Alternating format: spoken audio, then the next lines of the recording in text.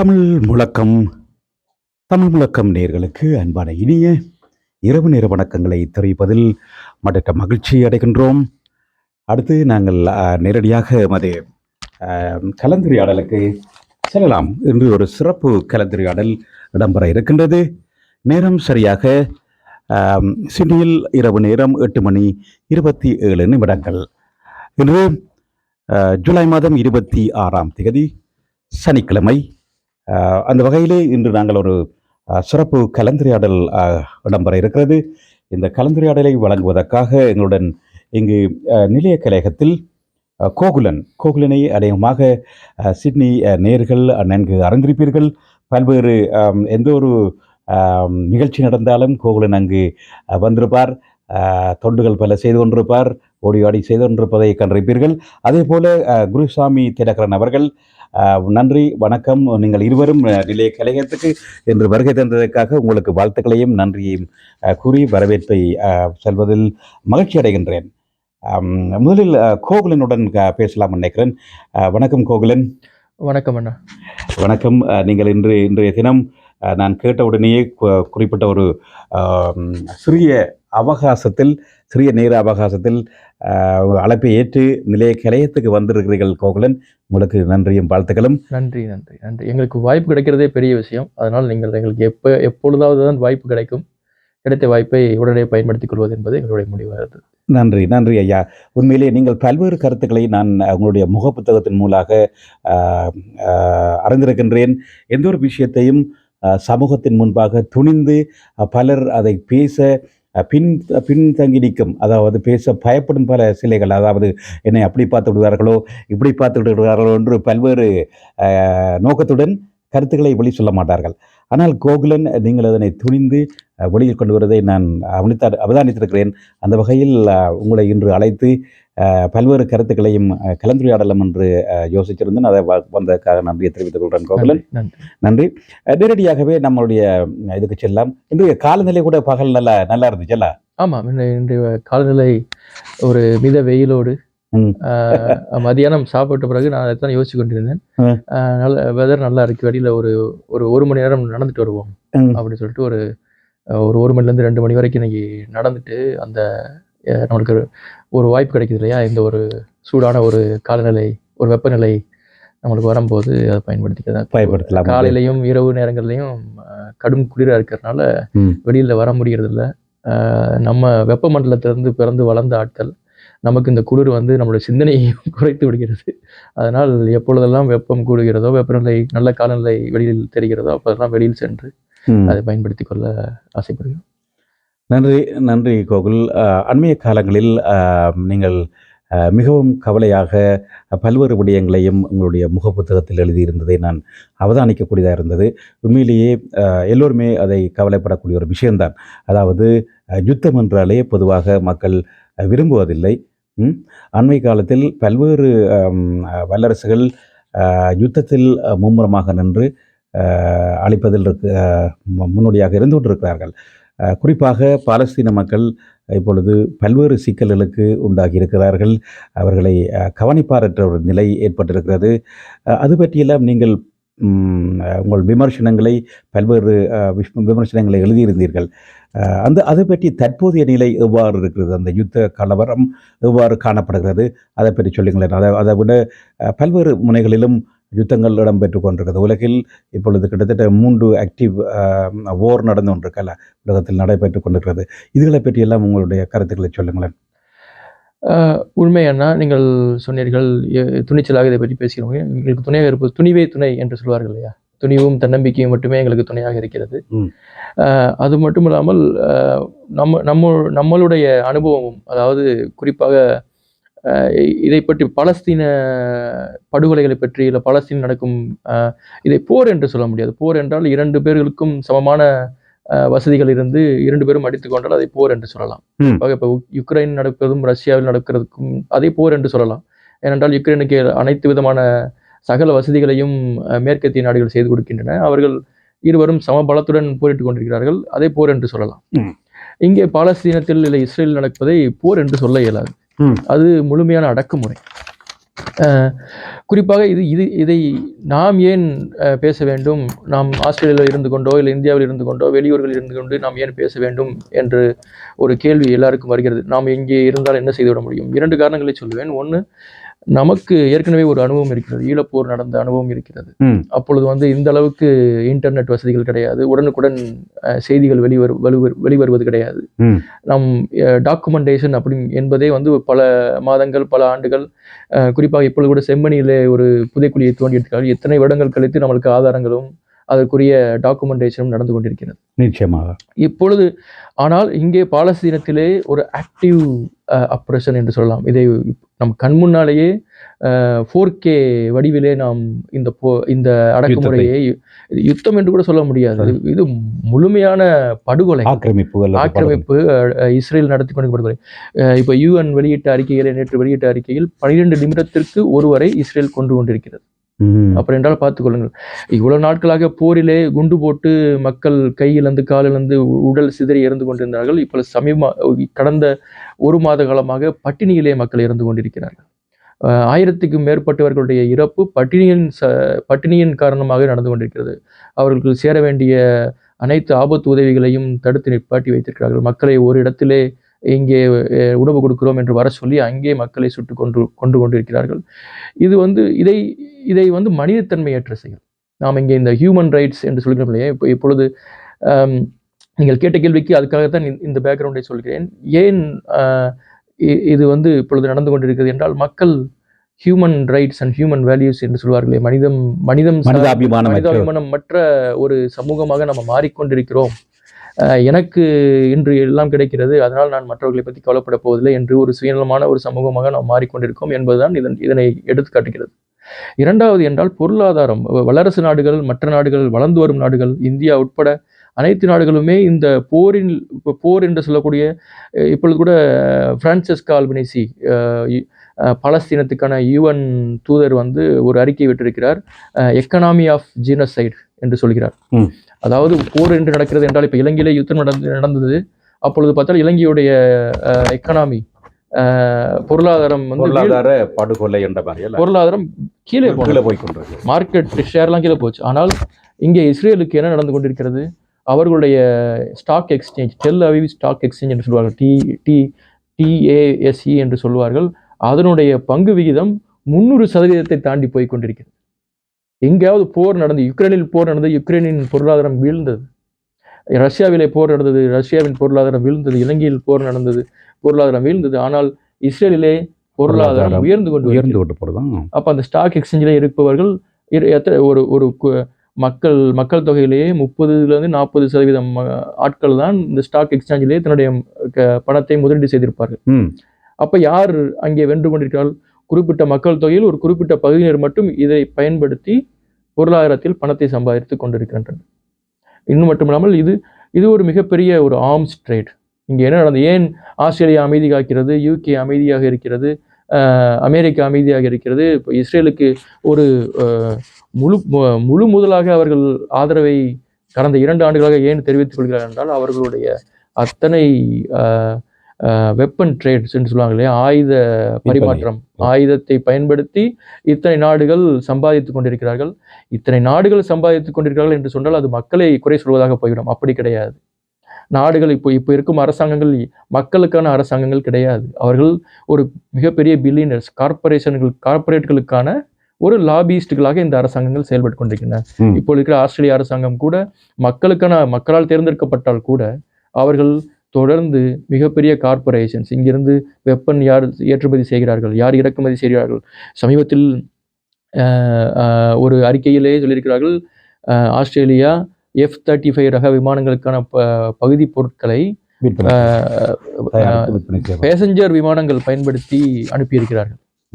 இது போருக்கு சம்பந்தமான கருவிகளாக இருந்தால் கூட பேசஞ்சர் விமானங்களிலே ஒரு கொரியர் சர்வீஸ் அனுப்புவது போல தாய்லாந்து வழியாக இதற்கு அனுப்பியிருக்கார். ஆனால் ஆஸ்திரேலிய பிரதம மந்திரி இதை வெளிப்படையாக நாங்கள் எதுவும் ஏற்றுமதி செய்யவில்லை என்று சொல்கிறார். ஆனால் தொடர்ச்சியாக இந்த டீக்ளாசிஃபைடு அப்படிங்கிற ஒரு பத்திரிகைகள் எல்லாம் இதற்கான ஆதாரங்களை வெளிவிட்டு கொண்டே இருக்கின்றன. மக்கள் மத்தியிலுமே ஒரு பதட்டம். அதாவது நம்மளுக்கு அடுத்து என்ன பாதுகாப்பு? இன்று நாம் அனைவரும் ஒரு பாதுகாப்பாக இருக்கிறோம், ஒரு பாதுகாப்பான நாட்டில் இருக்கிறோம் என்று நினைத்துக் கொண்டிருக்கிறோம். ஆனால் திடீரென்று நிலைமை மாறினால் யார் பேசுவார்கள் நம்மளுக்காக என்ற ஒரு கேள்வியை நாம் இன்று நம் பொதுமக்கள் முன்வைக்க வேண்டும். உண்மைதான், ஈழப்போர் நடந்து கொண்டிருக்கும் போது அப்பொழுது இந்த பொலிட்டிக்கல் அவேர்னஸ் என்று சொல்லக்கூடிய அந்த அரசியல் விழிப்புணர்வு அல்லது இவ்வளவு இந்த இன்டர்நெட் அக்சஸ், இந்த தொலைத்தொடர்பு வசதிகள் எல்லாம் நம்மளுக்கு இல்லாததால் எங்களுக்கு அந்த நேரத்தில் இவ்வளவு வெளிப்படையாகவோ தைரியமாகவோ பேசக்கூடிய சூழ்நிலை இல்லை. ஆனால் இன்று இன்னொரு நாட்டுக்கு அதே சம்பவம் நடந்து கொண்டிருக்கிறது. இது இது அனைவருக்கும் ஒரு பாலஸ்தீனியன் என்று சொன்னாலே அதற்குள் முஸ்லீம்கள் மட்டுமல்ல, அரபிக்கள் மட்டுமல்ல, சர்ச்சுகளும் அடக்கம், கிறிஸ்டியன் கேத்தலிக்ஸ் இருக்காங்க. ஜெருசலம் ஒரு ஒரு ஜீசஸ் என்று சொல்லுவர் வந்திருக்கின்ற இடத்தையே இவர்கள் இவ்வளவு ஆக்கிரமிப்பு செய்து கொண்டிருக்கிறார்கள் என்று நாம் பார்த்து கொண்டிருக்கிறோம். அதனால் நான் சொல்வது, நம்ம மக்களுக்கு நான் சொல்வது என்றால், we are just one crisis away from that place. நம்மளுக்கு ஒரே ஒரு சம்பவம், ஒரு ஒரு துரதிருஷ்டவசம் நடந்தால் நாமும் அந்த நிலையில் தான் இருப்போம். அதனால தான் நாம் இன்று அவர்களுக்காக பேச வேண்டும். இதுதான் இதன் பின்னணி. ஏன் நான் பேசிக் கொண்டிருக்கிறேன் என்றால், இன்றைய சூழ்நிலையில் நமக்கு இருக்கும் ஒரே ஆயுதம் நம்மளுடைய வார்த்தைகள் மட்டும்தான். நம்மளால் ஆயுதம் ஏந்தி போராட முடியாது. நம் அரசாங்கத்தில் கிடையாது, நம்மளிடம் பணம் கிடையாது, நம்மளிடம் வேற எதுவும் கிடையாது. நம்மளுக்கு இருப்பதெல்லாம் நம்முடைய குரலும் நம்முடைய சிந்தனையும் மனிதத்தன்மையும் மட்டும்தான். அதை நாம் தொடர்ந்து நான் பேசுவதால் இஸ்ரேல் போரை நிறுத்தி விடுமா என்றால் கிடையாது. ஆனால் இது மற்றவர்களுக்கு ஒரு குறைந்தபட்ச எதிர்ப்பையாவது நாம் பதிவு செய்ய வேண்டும். இந்த உலகத்திலே நம் அநீதிகளை எதிர்த்து நாம் சார்பாக ஒரு குறைந்தபட்ச எதிர்ப்பை பதிவு செய்து வைக்க வேண்டும் என்கிற ஒரு நோக்கத்தில் தான் இதை செய்து கொண்டிருக்கிறேன். நிச்சயமாக. நன்றி கோகுலன். அழகாக அதனை சொல்லியிருந்தீர்கள். மிகவும் ஒரு கஷ்டமான நிலை உலகத்தில் உள்ளவர்கள். நீங்கள் சொன்னது மாதிரி நாங்கள் திரும்ப இப்போ நாங்கள் அதை பார்த்திருந்தோம். இலங்கையில் இந்த கொடிய யுத்தம் நடக்கும் பொழுது எத்தனையோ கோடிக்கணக்கான மக்கள் தமிழகத்திலிருந்து கூட அதனை நிறுத்த முடியவில்லை. கிட்டத்தட்ட 30 கிலோமீட்டர் தொலைவில் இருந்து கூட அதனை நிறுத்த முடியவில்லை. இவ்வாறான யுத்தம் அங்கே நடைபெற்ற பல சமயத்தில் நடந்து கொண்டிருக்கக்குள்ள ஆஸ்திரேலியாவில் இருந்து நாங்கள் பேசுவதால் என்ன நடக்கும் என்று சொல்கிறது பெரிய ஒரு கேள்விக்குறியாக இருக்கிறது. நீங்கள் சொன்ன மாதிரி இந்த வல்லரசுகள் அவங்க உள்ள பலர் ஆயுத தயாரிப்பாளர்கள் இந்த அரசுகளை பின்புலத்தில் நின்று நடாத்தி கொண்டிருக்கிறார்கள். அவர்கள் அதனுடைய அந்த சேல்ஸ் தான் வேண்டிய அந்த ஆயுதங்களை விற்க வேண்டும் என்ற ஒரு நோக்கத்துடன் அந்த இதை செய்து கொண்டிருக்கிறார்கள். அந்த வகையில் கோகுல், ஆஸ்திரேலிய அரசாங்கத்தின் நிலைப்பாடு எவ்வாறாக இருக்கிறது? கடந்த 2 ஆட்களாக ஆஸ்திரேலிய அரசாங்கம் முழுமையாக இஸ்ரேலின் பக்கம் இருந்தது. இஸ்ரேலுக்கு ஒரு ஹமாஸ் என்கிற தீவிரவாதிகள் மேல் படியை போட்டுவிட்டு அவர்கள் தான் இதற்கு காரணம் என்பது போலும், இந்த இஸ்ரேலியர்கள் அனைவரும் புனித பசுக்கள் என்பது போலவும் தான் இருந்தது. ஏனென்றால் இவர்கள் இஸ்ரேலி லாபியிங் என்று சொல்வார்கள் இல்லையா, அது மிகவும் வலிமையானதாக இருக்கிறது. எல்லா இடங்களிலும், எல்லா அரசு பியூரோக்ராசி எல்லா இடங்களிலும் அவர்கள் ஊடுருவி இருக்கிறார்கள். அதனால் இஸ்ரேலுக்கு இதை 2 விதமாக பார்க்க வேண்டும். ஒன்று, யூதர்களை குறை சொல்வதா அப்படின்றது. ஹோலோகாஸ்ட் என்கிற ஒரு மிக கொடுமையான ஒரு நாசிகளுக்கு இழைக்கப்பட்ட கொடுமையிலிருந்து வந்தவர்கள் எப்படி இப்படி ஒரு கொடுமையை செய்ய முடியும் என்கிற ஒரு கேள்வி நம்மளுக்குள் ஆட்டம் படைத்துக் கொண்டிருக்கிறது. உண்மையில் சொல்ல போனால் எல்லா யூதர்களும் இதை ஆதரிக்கவில்லை. இதை ஜியானிசம் என்று சொல்கிறார்கள் இல்லையா, இதை எடுத்துக்காட்டாக சொல்ற நம்முடைய இந்தியாவிலே இலங்கையிலே இந்துத்துவா என்று வருகிறது. அதாவது வெப்பனைசிங் த ரிலீஜியன். அதே சமயத்துல நேஷனலிசத்தையும் ரிலீஜியனையும் உள்ள கொண்டு வந்துடுது. இப்ப என்ன பண்றாங்க, இப்ப இருக்கிற அரசாங்கம், நேட்டன்யாகு அரசாங்கம் என்ன செய்யுது, நீங்கள் யூதர்களும் இஸ்ரேலும் ஒன்றுதான் ஒரு இணைப்பை ஏற்படுத்தி விட்டார்கள். நீங்கள் இஸ்ரேலை விமர்சித்தால் உங்களை எப்படி சொல்லுவார்கள், நீங்கள் யூதர்களை விமர்சிக்கிறீர்கள். எப்படி நீங்கள் இப்ப இந்திய அரசாங்கத்தை பிஜேபியை விமர்சித்தால் நீங்கள் இந்துக்களை விமர்சிக்கிறீர்கள் என்று சொல்கிறார்களோ, அதே போல இவர்கள் என்ன சொல்கிறார்கள், நீங்கள் இஸ்ரேலை விமர்சித்தால், இஸ்ரேல் என்று சொல்லும்போது நாம் இஸ்ரேல் மக்களை பற்றி பேசவில்லை. அங்கே அரசு ஒரு ஸ்டேட் ஸ்பான்சர்டு ஒரு வயலண்ட்டை பற்றி நம்ம பேசிக்கிட்டு இருக்கோம். அப்போ நம்ம சொல்கிறோம், அப்போ அவங்க எப்படி மாற்றுறாங்க. இப்போ ரீசெண்டாக பார்த்தீங்கன்னா நமக்கு வாய்ஸ் டு பார்லிமெண்ட்டுக்கு நம்ம அவ்வளோ போராடணும். அபரிஜினல் பீப்புளுக்கு ஒரு பார்லிமெண்ட்டில் ஒரு வாய்ஸ் வேணும், அதை பற்றி அவங்க ஒரிப்படல. ஆனால் இப்போ ஒரே நாளில் இந்த Israeli envoy voice of Israel to parliament என்று ஒரு இஸ்ரேலி ஒரு அமைப்பை சேர்ந்தவர் பிரதம மந்திரியை அவ்வளவு எளிதாக சென்று பார்க்க முடிகிறது. என்று பார்க்கும்போதே இது ஒரு சார்பான ஒரு நிலை.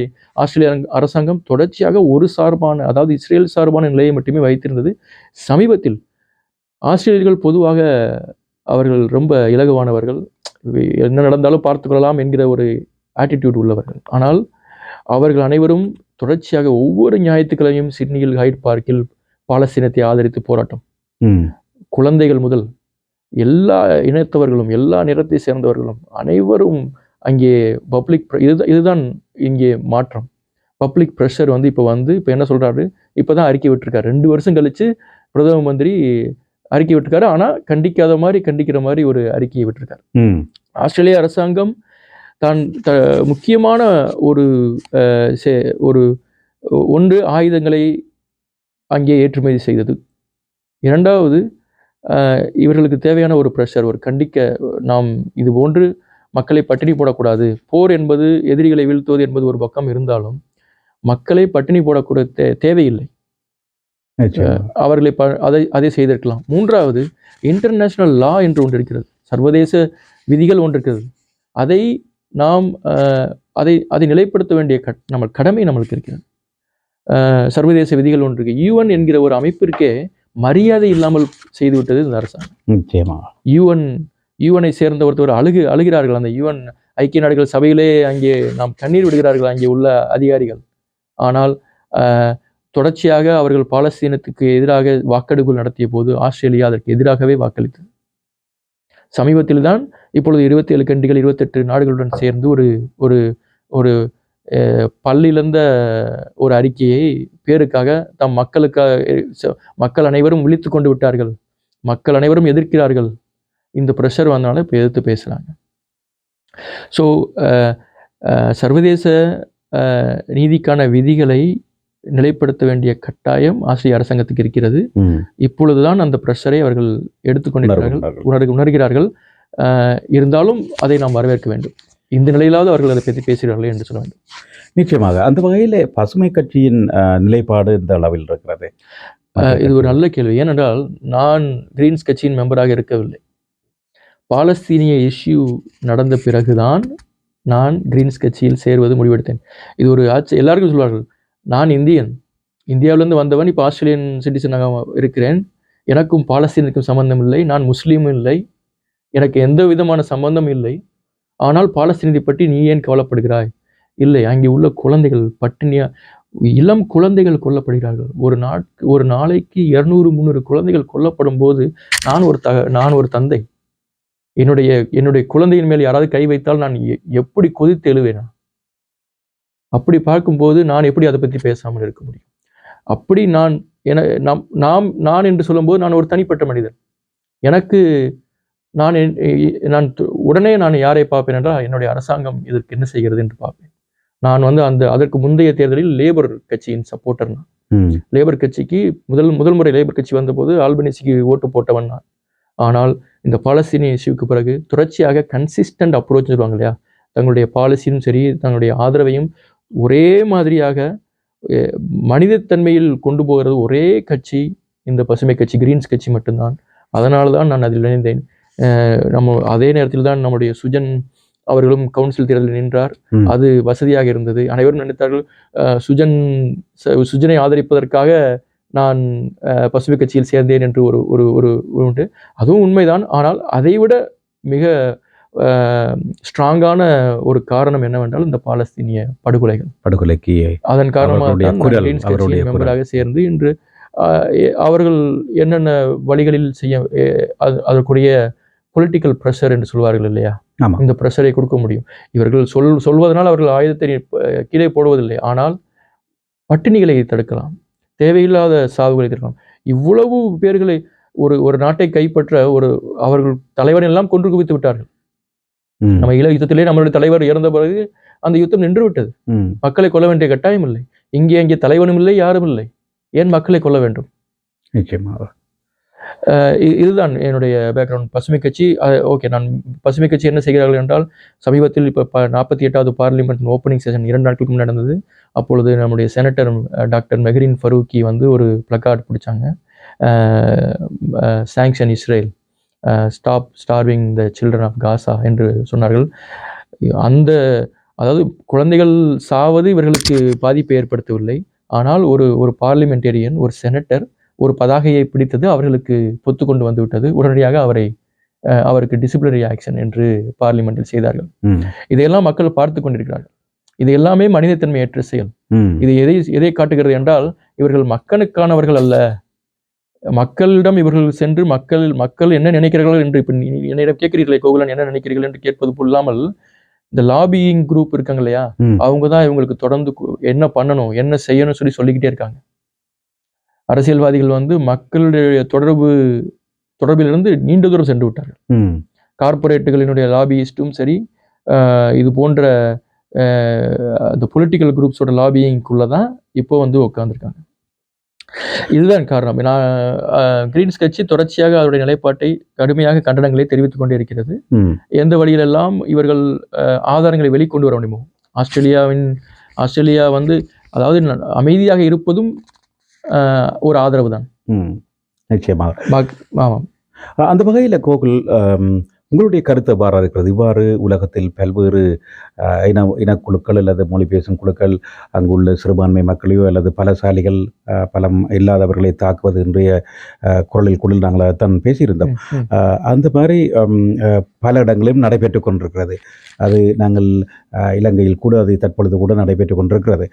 எவ்வாறு இதனை எதிர்வரும் காலத்தில் அது அழிந்து போக சாத்தியம் இருக்கா? எவ்வாறு மக்கள் அதனை மனநிலை மாறி திருந்தக்கூடிய சாத்தியங்கள்? சரியாக சொன்னீர்கள். மனநிலை மாற்றம் தான் தேவை.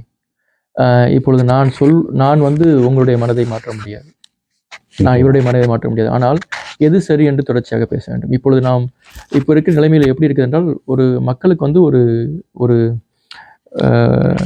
அட்ராக்ஷன், தமிழில் எப்படி சொல்ல, ஒரு ஈர்ப்பு இருக்கிறது. ஒருத்தர் பவராக இருக்கிறது, அதாவது பவர் அண்ட் வெல்த். நீங்கள் நல்லவராக இருப்பதை விட ஒரு சக்தி வாய்ந்தவராக இருப்பது தான் முக்கியம் என்று மக்கள் விரும்புகிறார்கள். நீங்கள் நல்லவராக இருக்க வேண்டும். கலாச்சாரத்தை சிம்பிளாக மாற்றிவிட்டார்கள். அதாவது நீங்கள் வேட்டி சட்டை, இப்போ நான் எடுத்துக்காட்டாக தமிழ் கலாச்சாரத்தை சொல்கிறேன். நீங்கள் பட்டை போட்டுக்கொண்டு வேட்டியோ காவியோ சேலையோ உடுத்தி இருந்தால் அது நலம். நீங்கள் வந்து நல்லவரா கெட்டவரா என்பது கிடையாது. கோவிலுக்கு போய் கும்பிட்டு பார்த்த உடனே இவர் கலாச்சாரத்தை காப்பாற்றுறார். அதே போலதான் இப்பொழுது இந்த தமிழ் தேசிய ஆட்கள், தமிழ் தேசிய எக்ஸ்ட்ரீம் தமிழ் தேசியம் என்றுதான் சொல்ல வேண்டும். பறையை நான் அடித்து விட்டால் நான் தமிழ் தேசியம். பறையை அடித்தால் போதுமா? நல்ல வார்த்தைகள். நாம் என்ன செய்ய வேண்டும் என்றால், நம்மளுடைய கலாச்சார கூறுகளை பேச வேண்டும். நம்முடைய மதிப்பீடு என்ன? ஒருவருக்கு ஒருவர் அன்பாக இருப்பது, சகோதரத்துவம், அனைவரையும் அரவணைத்து போகும் மனப்பாங்கு. இதுதான் நம்முடைய கலாச்சார கூறுகள், மதிப்பீடுகள். இதை நாம் தொடர்ந்து பேச வேண்டும். ஏன் இன்னும் இன்க்ளூசிவிட்டி? இப்போ நம்ம என்ன பண்றோம், வி ஆர் ட்ரைங் டு என்ன சொல்றது, ஒரு எக்ஸ்க்ளூசிவ் தனிப்பட்ட குழுக்களாக தனித்தன்மை அப்படிங்கிறத வந்து தனித்தன்மையை வந்து மாறுதலா புரிஞ்சு தனிப்பட்ட குழுக்களா மாறிட்டு வரணும். அப்ப நம்ம எல்லாருமே ஒரு தனி தீவுகளா மாறிட்டு வரோம். இலங்கை தமிழ் ஆட்கள் ஒரு தனித்தீவு, தமிழ்நாட்டிலிருந்து வந்த தமிழ்நாட்கள் தனித்தீவு, இப்ப மற்ற மொழி பேசுறவங்க தனித்தீவு. நமக்குள்ள சகோதரத்துவம் என்பதே இல்லை. இப்ப நீங்க எனக்கெல்லாம் உங்களை பார்க்கும் போதெல்லாம் ரொம்ப என்ன சொல்றது, ரொம்ப உணர்வு பூர்வமா இருக்கும். ஏன்னா நம்மளுக்கு பெரிய தொடர்பு கிடையாது. ஆனால் நீங்கள் எல்லாரையும் அரவணைத்து போகிறீர்கள் இல்லையா? இதை நாம் தொடர்ந்து பேச வேண்டும். நிச்சயமாக. அது நான் நடுவிலும் எங்கள் மக்களில் பான்ற ஒரு பெரிய ஒரு தவறுதாக இருக்கிறது. தமிழர்களாக ஒன்று சேருவது மிக குறைவாக இருக்கிறது அல்ல. அங்கே வந்து பல பிரிவுகளை ஏற்படுத்துகிறார்கள். நீங்கள் சொன்ன மாதிரி தமிழ்நாடு தமிழ் அல்லது இலங்கை தமிழ், அப்படி இலங்கை தமிழ்லேயே அதுக்குள்ளேயும் 1008 பிரிவுகளை வைத்துக் கொண்டிருப்பார்கள். அது பெரிய ஒரு பிரச்சனையாக இருக்கு. எந்த இடத்த போனாலும் ஒற்றுமை என்பது மிகவும் குறைவாக. இதை ஒற்றுமையின்மை என்று சொல்லிவிட முடியாது. இது ஒரு விதமான நீங்க சொன்னீங்க இல்லைங்களா, மனநிலை மாற்றம். இது ஒரு விதமான ஒரு மனக்குறைபாடு என்று தான் சொல்வேன். நிச்சயமாக. தனக்கென்று ஒரு பேர் புகழ் இல்லை, ஊரை விட்டு வந்த ஒரு ஏக்கம், தன்னை யாரும் இது ஒரு சமூக சிக்கல். இது கிட்டத்தட்ட ஒரு மனநல வியாதி என்று தான் நான் சொல்லுவேன். நிச்சயமாக. அந்த நேரத்தில் நாங்கள் உங்களுக்கு பிரச்சனை இல்லை என்றால் நாங்கள் எங்களுடைய குருசாமி திலகரன் அவர்களிடம் கொடுக்கலாம்னு நினைக்கிறேன். அவர் வந்து மிகவும் சிறப்பாக இது பற்றி பலவேறு கருத்துக்களையும் அவருடைய முகப்புத்தகத்தில் தொடர்ந்து எழுதி வருபவர். இவ்வாறான குறைபாடுகள் நீங்கள் சொல்லியிருந்தீங்கள். இப்போ ஏதாவது ஒரு பட்டையை பூசிக்கொண்டு கோயிலில் நின்று கும்பிட்டோன்னு ஒரு நல்ல ஆக்களை பார்க்கறது, அது மட்டுமில்லாமல் எங்களுடைய சமூகத்தில் இருக்கிற பல்வேறு பிரச்சனைகளையும் தனது முகப்புத்தகத்தில் எழுதுபவர் குருசாமி அவர்கள், தினகரன் குருசாமி ஐயா அவர்கள். வாழ்த்துக்கள் ஐயா. நீங்கள் தொடர்ந்தும் பல்வேறு, நான் உங்களுடைய முகப்புத்தகத்தில் எழுதுவதை பார்க்கிறேன். பல்வேறு கருத்துக்களையும் துணிச்சலாக மக்கள் பலர் தூற்றுகிறார்கள், பலர் அதை வாழ்த்துகிறார்கள். அப்படி இருந்தும் தொடர்ந்து எழுதி வருகின்றீர்கள். உண்மையிலேயே அது பாராட்ட வேண்டிய விடயம். இந்த வகையில் நீங்கள் உங்கள் பார்வையில் எவ்வாறு தமிழ் மக்களுடைய இந்த போக்கு சிந்தனைகள் எவ்வாறு இருக்கிறது, அதை உங்கள் அவதானியாக நீங்கள் என்ன பார்க்குறீங்க? 2 விஷயங்க ஐயா. ஒன்று என்னென்னா, மக்களுக்கு வந்து ஒரு ஐடென்டிட்டி கிரைசிஸ் இருக்குது. அதை தான் இப்போ நான் சொன்னேன். ஐடென்டிட்டி கிரைசிஸ்னால் எந்த நாட்டுக்கு போனாலும் நாங்கள் ஒரு தனித்தன்மை உள்ளவர்கள் அப்படிங்கிறத வெளிக்காட்டுறதுல ரொம்ப தன்முனைப்போடு இருக்காங்க. அதோட இன்னொரு கண்டினியூஷன், இன்னொரு செகண்ட் பாயிண்ட் என்ன அப்படின்னா, நம்மளோட இவர் சொன்னார்ல கொஞ்ச நேரத்துக்கு முன்னாடி, கோகுல் சொன்னார்ல, ஒரு இன்க்ளூசிவ்னஸ் வேணும், எல்லாரையும் அரவணைத்து போக வேண்டிய ஒரு இது. அதுதான் நம்மளோட ரியல் ஐடென்டிட்டியாக இருந்திருக்கு. நீங்கள் வந்து யாதும் ஊரே யாவரும் கேளீர் அப்படிங்கிற அந்த ஒரு பாடலே போதும். நீங்கள் அந்த பாடலோட உண்மையான அர்த்தத்தை விளங்கிட்டா நீங்கள் வந்து நாங்கள் மற்றவங்களோட பெரிய ஆள் அந்த ஒரு தன்முனைப்பு வராது. நாங்கள் தனித்தன்மை இருக்கிறவங்க அதெல்லாம் வந்து போய் எல்லாரையும் அரவணைக்கிற ஒரு சகோதரத்துவம் வந்துடும். நிச்சயமாக அடுத்தவனுக்கு இயல்பாகவே ஒரு மனிதன், அவனும் மனிதன் நானும் மனிதனுங்கிற ஒரு இயல்பான ஒரு சிந்தனை வரும். அப்போது அந்த இயல்பான சிந்தனை வரும்போது அளவிட முடியாத ஒரு அன்பு வந்து எல்லார் மேலேயும் வரும், கருணையும் வரும், ஒரு எல்லாருடையும் ஒரு பாசம் வரும். அது இல்லாமல் போகும்போது என்ன வருது அப்படின்னா, நான் உன்னை விட உயர்ந்தவன் அப்படிங்கிற ஒரு சிந்தனை வரும்போது தான் இந்த ஐடென்டிட்டி கிரைசிஸ் மூலமாக அதனால என்ன வருது அப்படின்னா, அதை நிரூபிக்கிறதுக்காக என்னென்னலாம் நான் செய்யணுமோ அதெல்லாம் செஞ்சுட்டே இருப்பேன். உதாரணத்துக்கு அவர் சொல்ற மாதிரி எங்களோட ஐடென்டிட்டி வந்து கலை மூலமாக இப்படி இருக்குது அப்படின்னா, நாங்கள் மற்றவங்களோட சிறந்தவங்க. ஒருத்தர் வந்து நான் ஒரு வீடியோ பார்த்தேன் இடையில, அவர் வந்து என்ன கிளைம் பண்ணுறாரு அப்படின்னா, இப்போ சமீபத்தில் கீழடியில் வந்து ஒரு ஆய்வு நடந்தப்போ அதில் தோண்டி எடுக்கப்பட்ட விஷயங்களில் பார்க்கும்போது அதில் நிறையா இரும்பு விஷயங்கள்லாம் அதில் எடுத்தாங்க. இரும்பு கலந்த உலோகங்களாக இருக்கலாம், சின்ன சின்ன மெட்டீரியல்ஸ், அது வீடுகளுக்கு பயன்படுத்தக்கூடிய பொருட்கள். அதை பார்த்துட்டு ஒருத்தர் வந்து வீடியோவில் என்ன பதிவு பண்ணார்னா, துபாயில் இருக்க புர்ஜ் கலிஃபா ஒரு பெரிய பில்டிங் இருக்குது. அந்த பில்டிங்கில் வந்து இரும்பு வந்து எத்தனையோ டன் பயன்படுத்தியிருக்காங்க அந்த கட்டடத்தை கட்டுறதுக்கு. அது மாதிரி உலகத்தில் எங்கெல்லாமோ இரும்போட தாதுவோட அந்த பயன்பாடு வந்து மிக அதிகமாக இருக்குது. அப்போ நீங்கள் என்ன பண்ணணும்னா, இரும்புக்கு சொந்தக்காரர்கள் தமிழர்கள். முடிவு எடுத்துட்டு நீங்கள் அதுக்கு வந்து காப்பிரைட் மாதிரி நீங்கள் கிளைம் பண்ணீங்கன்னா நம்ம எங்கேயோ போயிடுவோம் அப்படிங்கிற முட்டாள்தனமான சில அது அவரை ஒரு பெரிய ஆளாக அவங்க மதிக்கிறாங்க. ஏன்னா தமிழை பற்றியான ஒரு உயர்ந்த எண்ணம் கொண்டவர் மேலே தான் அப்படி பேச முடியும்னு இவங்க நம்புகிறாங்க. அவர் அப்படி ஒரு பிரச்சனை இருக்குது. இப்போ நம்ம கேட்க வேண்டியது என்னென்னா, இப்போ அப்படி ஒவ்வொருத்தரும் உரிமை கொண்டாடினாங்கன்னா என்ன ஆகும்? இந்த சீனர்கள் வந்து இப்போ காகிதத்தை வந்து தயாரித்தாங்க, அவங்க தான் முதல்ல அவங்க கண்டுபிடிச்சாங்க அப்படின்னா, இப்போ காகிதத்தோட பயன்பாடு எல்லா இடங்களையும் வீடுகளில் இருந்து எல்லா குடிசைகளில் இருந்து இருக்குது. அதுக்கு காப்பிரைட் யார் கிளைம் பண்ணுறது இல்லையா? இப்படி நம்ம கேள்வி கேட்டுக்கிட்டே போகலாம். பிரச்சனை என்னென்னா, இந்த மாதிரி ஒவ்வொரு அந்த ஈர்க்கப்படுறாங்களே இளைஞர்கள் வந்து இந்த மாதிரி ஒரு விஷயங்களை பற்றி பேசும்போது, நம்மளோட ஐடென்டிட்டி அப்படின்னு பார்க்கும்போது எல்லாரோட நாங்கள் மூத்தவர்கள், நாகரீகமானவர்கள் அப்படிங்கிற வந்து ஒவ்வொரு குழுவும், ஒவ்வொரு இனக்குழுவோ மொழி விஷயமா இருக்கலாம், அல்லது ஏரியா வைஸாக இருக்கலாம், அல்லது ஒரு தனி பிரதேசமாக இருக்கலாம், அவங்க எல்லாருமே அப்படி கிளைம் பண்ணுறதுல ஒரு ஈடுபாடு இருக்குது, தன்னை அறியாமலே. ஆனால் நம்மளோட ஐடென்டிட்டி நான் பார்க்குறது என்னென்னா, ஒரு சகோதரத்துவம். அதான் எல்லாரையும் அரவணைக்கு போகிற ஒரு தன்மை நம்மளுக்கு இயல்பாகவே அந்த காலத்தில் இருந்திருக்கு. அதனால தான் அந்த பாடல் வரிகள் அப்படி இருக்குது. எல்லாரையும் நான் வந்து உலகத்தில் இருக்கிறவங்க எல்லாரும் என்னுடைய சகோதரனாகவும் சகோதரியாகவும் அல்லது என்னோட ரிலேட்டிவாக என்னுடைய பந்துக்களாக பார்க்கக்கூடிய ஒரு விஷயம் இருக்கு இல்லையா, அதை வந்து ஸ்ப்ரெட் பண்ணணும். அதில் வந்து இந்த இதுக்கெல்லாம் முக்கியத்துவமே இல்லை. ஒரு எப்படி முக்கியத்துவம் இல்லைன்னா, நான் வந்து இந்த கடவுளை கும்பிடுறங்க மாதிரியோ, என்னோட மொழி பெருசுங்கிற மாதிரியோ, அல்லது என்னோட இனம் பெருசுங்கிற மாதிரியோ, என்னுடைய அந்த குலான்னு சொல்கிறாங்க, கோத்திரம் சொல்கிறாங்கல்ல, அதெல்லாம் பெருசுங்கிற மாதிரியோ எந்த இடத்துலையுமே அப்படியான பதிவுகளே இல்லை. தமிழ் ஆதிக்குடிகளில் அப்படி ஒரு பதிவு இல்லை. எல்லாம் அதுக்கு பிறகுதான் இதெல்லாம் வந்திருக்கு. வடபகுதியிலிருந்து வந்ததாக நம்மளுக்கு இடைப்பட்ட காலத்தில் ஏற்பட்ட அந்த மாறுதல்கள்னால நம்முடைய உண்மையான அந்த ஐடென்டிட்டி அப்படிங்கிறத வந்து நம்ம சகோதரத்துவங்கிறத மறந்துட்டோம். நிச்சயமாக. குருசாமி தினகரன் ஐயா அவர்கள் நீங்கள் பல்வேறு புத்தகங்களை கூட எழுதியிருக்கிறீர்கள். அதை பற்றி சார்பாக சொல்லுங்களேன். என்னென்ன புத்தகங்கள் இப்போ இதுவரைக்கும் வெளிவந்திருக்கு? இதுவரைக்கும் 3 புத்தகங்கள் வெளிவந்திருக்கு ஐயா. இன்னும் ஒரு 4வது புக்கு இந்த மாதம் இறுதியில் வெளிவர இருக்கு. முதல் புக்கு வந்து அறியப்படாத இந்து மதம் அப்படிங்கிற ஒரு முதல் பாகம். அது வந்து முதல் நூல். அதுக்கு அடுத்த நூல் வந்து நீங்கள் 4வது கணவரா அப்படிங்கிற ஒரு நூல், ஒரு சிறிய நூல். அது வந்து திருமணமாகும் பொழுது அங்கு சொல்லப்படும் மந்திரத்தை வைத்து சொல்லியிருக்கீங்க. ஆமாம், திருமண மந்திரங்களை பற்றியான ஒரு நூல். அதாவது நீங்கள் எழுதுவது அத்தனையும் சைவ இந்துக்களின் ஒரு மதம் இல்லை என்னை பொறுத்த அளவுக்கு. ஆனால் அப்பப்போ யாராவது ஒருத்தவங்க வந்து புதுசாக டைம் வந்து வருது, பயன்பாட்டுக்கு வருது. ஒரு காலத்தில் வந்து சனாதனம் அப்படிங்கிற ஒரு பேர் வந்து மக்கள் மனசில் அது இருந்துச்சு. நான் இந்துக்கள்னு சொல்ல விரும்பல. சனாதனங்கிறது வந்து ஸ்டார்டிங் பார்த்தீங்கன்னா பௌத்தர்களும் அதை பாவிச்சிருக்கிறாங்க, சமணர்கள் பாவிச்சிருக்கிறாங்க முதல்ல காயின் பண்ணதுன்னு பார்க்கும்போது. அதுக்கப்புறம் ஒரு பீரியடுக்கு அப்புறம் என்ன பண்ணாங்கன்னா வைதிகர்கள், நம்ம வேதாந்திகள்னு சொல்கிறோம், அதாவது வேதத்தை முக்கியமாக ஒரு பிரமாண நூலாக எடுத்துட்டு அதில் இருக்கக்கூடிய சாராம்சத்தை வந்து வாழ்க்கையோடு ஒற்றி அதோட நம்ம வாழணும், அதுபடி நம்ம வாழணும்னு நினைக்கிற ஒரு குரூப் இருந்தாங்க. அவங்க தான் வேதாந்திகள் நம்ம சொல்கிறோம். சரிங்களா? அவங்க வந்து தங்களுக்கு சார்பாக அதை பயன்படுத்திக்கிட்டாங்க. வேதத்தில் வந்து சனாதனத்தை பற்றியான கூறுகள் அதிகமாக இருக்குது அப்படின்னு சொல்லி பயன்படுத்திட்டாங்க. அதனால தான் 3வது நூல் வந்து சனாதன, அதாவது சனாதனம் அறிவோம் அப்படின்னு சொல்லி ஒரு அதுக்குள்ளே இப்போ ஒவ்வொன்று முறைக்குள்ளே சைவம் என்ற சமயம் அல்லது அது இந்த மாதிரி பரத் வாங்கினது. அதை பற்றி சைவம் அப்படின்னு பார்க்கும்போது கூடுதலாக சொல்லுவார்கள் இலங்கை தமிழர்கள் கூடுதலாக சைவ சமயத்தை சேர்ந்ததாகவும் சிவ வழிபாட்டை செய்வதாகவும் பேசிக்கொள்கிறார்கள். அதாவது இப்போ அண்மையில் கூட ஒரு சர்ச்சை அங்கு போய்கொண்டிருக்கிறது. நீங்கள் கேள்விப்பட்டிருப்பீர்கள். அது மிகவும் ஒரு வைரலாக போய்கொண்டிருக்கிறது.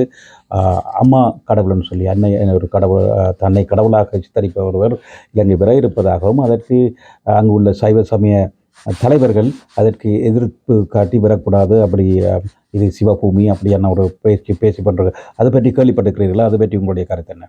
ஒரே ஒரு வீடியோ பார்த்தேன் நான் ஐயா. அது வந்து ஒரு சிவாச்சாரியார் அங்கே யாழ் பக்கத்தில் இருக்கக்கூடிய அந்த கோயிலோட சிவாச்சாரியார் வந்து ஒரு சின்ன இன்டர்வியூ இருக்குது, அவரோட இதை பார்த்தேன் நான். அவர் வந்து சைவ பேரவையோட தலைவர் நினைக்கிறேன், இலங்கையில் இருக்கக்கூடிய. அவர் சொல்கிற விஷயம் என்னென்னா, இந்தியாவிலேருந்து வரக்கூடிய ஒரு பெண்மணி வராங்க. அவங்க வந்து இந்த நல்லூர் கோயிலோட ஒரு திருவிழா சம்மந்தப்பட்டு அந்த ஒரு அழைப்பின் பேரில் அங்கே வந்து மக்களை மீட் பண்ணுறதா ஒரு நிகழ்வு இருக்குது போல். அந்த வரக்கூடிய அந்த அம்மா வந்து ஒரு அவங்களுக்கு என்னென்னா ஒரு பக்தி அப்படியும் ஆன்மீகங்கிற ஒரு பின்னணி இருக்கிற மாதிரியான ஒரு சூழல். அவங்க இல்வாழ்க்கையில் அவங்க எப்படி இருந்தாலும் தனிப்பட்ட வாழ்க்கையோட இது வந்து நம்ம அதை பெருசாக ஒன்றும் சொல்கிறதுக்கு ஒன்றும் இல்லை, கமெண்ட் பண்ணவும் முடியாது.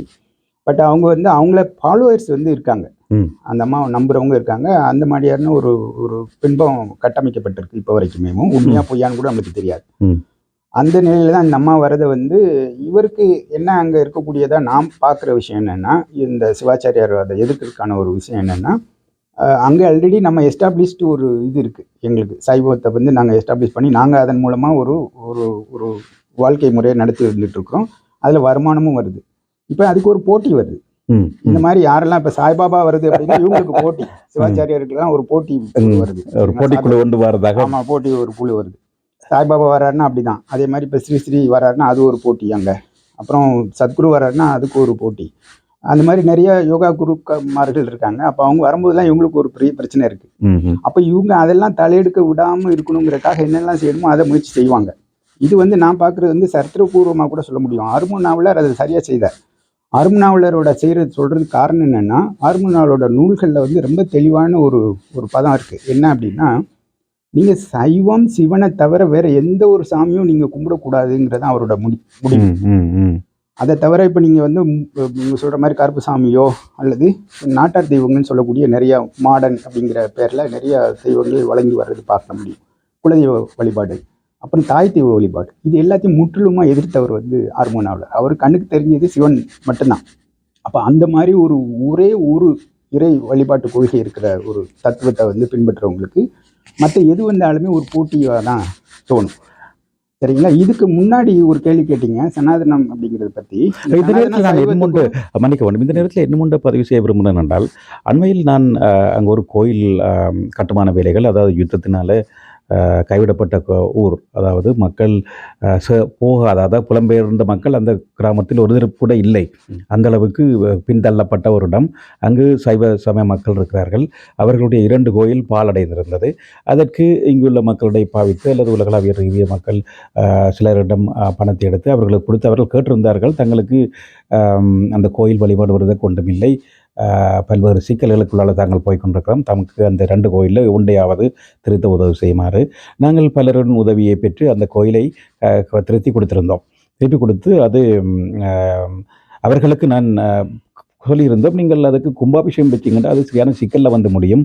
அதில் பல பேரும் வந்து அவர்கள் தொடர்ந்து பூசைன்னு பெற வேண்டும், அதுக்கு திருவிழா வைக்க வேண்டும், வருடம் திருவிழா வைக்க வேண்டும் என்று பாரிய செலவுகளை உருவாக்கும். உங்களுக்கு அதற்குரிய பண வசதி இல்லை என்று சொல்லும் பொழுது அதை கேட்காமல் அவர்கள் கும்பாபிஷேகத்தை வைத்து விட்டார்கள். இப்பொழுது அவர்களுக்கு வருடாந்த திருவிழா வைக்க வேணும். வருடாந்த திருவிழா வைப்பதற்கு அவர்களிடம் பணம் இல்லை. அவர்கள் இப்பொழுது திரும்ப மக்களின் உதவியை நாடிருக்கின்றார்கள். அப்போ அதில் முக்கியமாக நான் சொல்ல வந்த விஷயம் என்னென்றால், அதில் பெருந்தொகை பணம் வந்து நீங்கள் சொல்கிற மாதிரி அந்த சிவாச்சாரியார்கள் கேட்கும் பணம் தான் பெரிய அளவில் இருக்கிறது. அப்போ அங்கு வந்து ஒரு பணம் சம்பந்தப்பட்டிருக்கிறது. அது கடவுளை அங்கு வருடம் திருவிழாவை செய்வதற்கு பணம் தேவைப்படுகிறது. அந்த மக்களிடம் பணம் இல்லை. அவர்கள் நீங்கள் சொன்ன மாதிரி அங்கே போட்டி ஒன்று வருது என்றால் அங்கே பிஸ்னஸ் மாதிரி அதை உண்டாக்கி வச்சுட்டார்கள். கோவில் கட்டுவதே உங்களிடம் பணம் வாங்கத்தான். கோவில் என்பது அதான் குறுக்கிடுக்க மன்னிக்க வேண்டும் ஐயா. அதாவது இங்கே 2 இப்போ நீங்கள் சொன்னீங்க இல்லையா, அந்த அன்னபூரணி என்பவர் வருகிறார், சிவாச்சாரியர்கள் எதிர்க்கிறார்கள். பொதுவாகவே கோவில், பக்தி, கடவுள், மதம் இது 4ஐயும் எடுத்துக்கொண்டாலே இங்கே பணப்பரிமாற்றம். ஏன் பக்திமான்களாக இருக்கிறார்கள், அங்கே அவர்களுக்கு ஒரு வருமானம் இருக்கிறது. நீங்கள் சொன்னீர்கள் செலவு அதிகமாகுமே கும்பாபிஷேகம் வைத்தால். உங்களுக்கு தான் அது செலவு, அவர்களுக்கு அது வருமானம். வடிவாக சொல்லியிருங்கள். இதுதான் உள்ள பிரச்சனையா இருக்கு. அவர்களுக்கு வருமானம், எங்களுக்கு செலவாக இருக்கிறது. அதை கொடுப்பவருக்கு தான் தெரிகிறது. அங்கு நிற்பவர்களும் ஊரில் இருப்பவர்கள் அவர்கள் செலவழிக்க தயாராக இல்லை. அங்கு மிகவும் கஷ்டத்தில் இருக்கிறார்கள். அவர்களுக்கு கொடுக்க இயலாது. அப்போ அவர்கள் இப்பொழுது இலங்கை நிலவரம் என்னவாக இருக்கிறது என்றால், புலம்பெயர் மக்கள் தான் இந்த காசை கொடுக்க வேண்டியிருக்கு. இது புலம்பெயர் மக்கள் தான் அங்குள்ள திருவிழாக்கள் எல்லாத்தையும் இப்பொழுது நடத்துகிறார்கள். கூடுதலான இடத்துக்கு புலம்பெயர் மக்களுடைய காசில் தான் திருவிழாக்கள். அப்போ அவர்கள் மிகவும் ஆடம்பரமாக செய்ய முனைகிறார்கள்.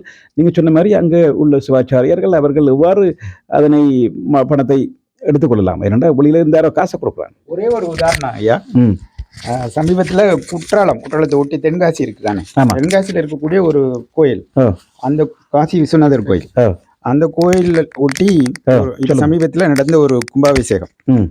அந்த கும்பாபிஷேக விழாவுக்கு ஒரு நோட்டீஸ் அந்த அறநிலையத்துறை சார்ந்த கோயில் சார்பாக ஒரு நோட்டீஸை நான் பார்த்தேன். அதை என்னோட முகநூலில் கூட பதிவு பண்ணியிருந்தேன். அதில் போட்டிருந்த விஷயம் என்னென்னா, அந்த கும்பாபிஷேக விழாவுக்காக வரக்கூடிய செலவுகள் என்னன்னு ஒரு எஸ்டிமேஷன். அந்த எஸ்டிமேஷனில் வந்து ஒரு 5 நாள் நடக்கக்கூடிய அந்த ஃபங்க்ஷனுக்கு 40 லட்சம் ரூபா மட்டுமே வெறும் சிவாச்சாரியர்களுக்கு உள்ள ஃபீஸ். அது 40 லட்சம் 5 நாளைக்கு.